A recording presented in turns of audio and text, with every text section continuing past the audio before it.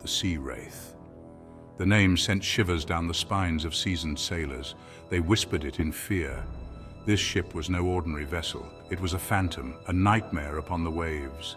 Black sails, stitched from the shrouds of 100 captured ships, billowed like the wings of a monstrous bird.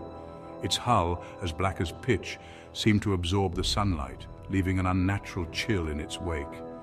The figurehead, a snarling wolf with eyes of emerald fire, seemed to watch their every move. It was said to be carved from the very heart of a fallen meteor.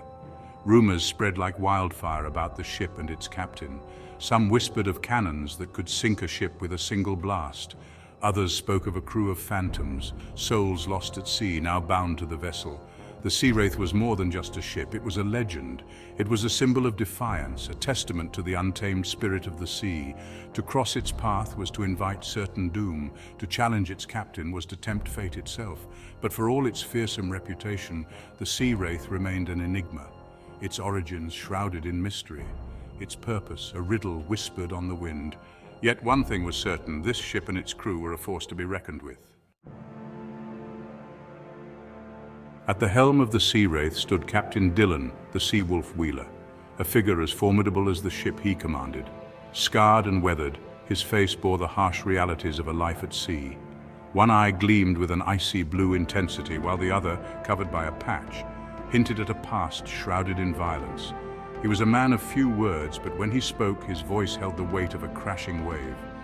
Dillon was a born leader, a master tactician with an uncanny ability to predict the sea and his enemies. He commanded the respect of his crew not through fear but through unwavering loyalty and a shared thirst for adventure. He led from the front, his cutlass a blur of steel in the heat of battle. His courage was legendary.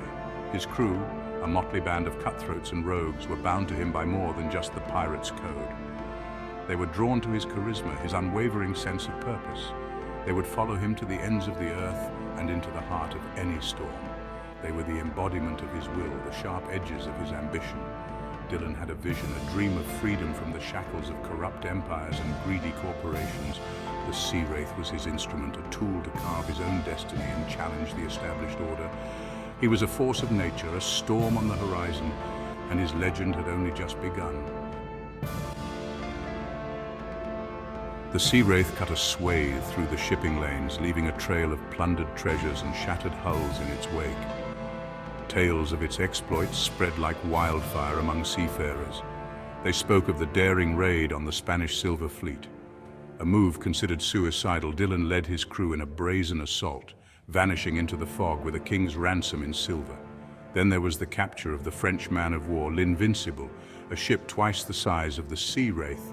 Dillon outmaneuvered and crippled the warship in a storm, claiming it as his prize. These victories cemented the Sea Wraith's reputation as the most formidable pirate ship to ever sail the seven seas. But Dillon was not driven solely by greed.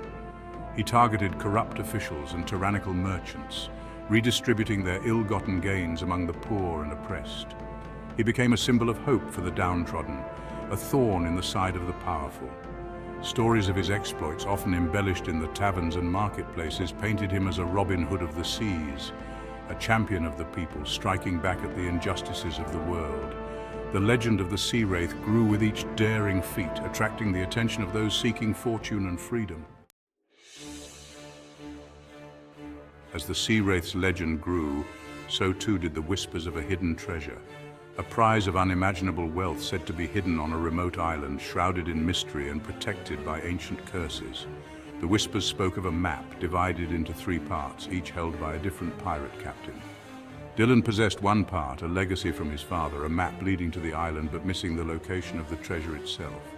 The allure of such a prize was intoxicating.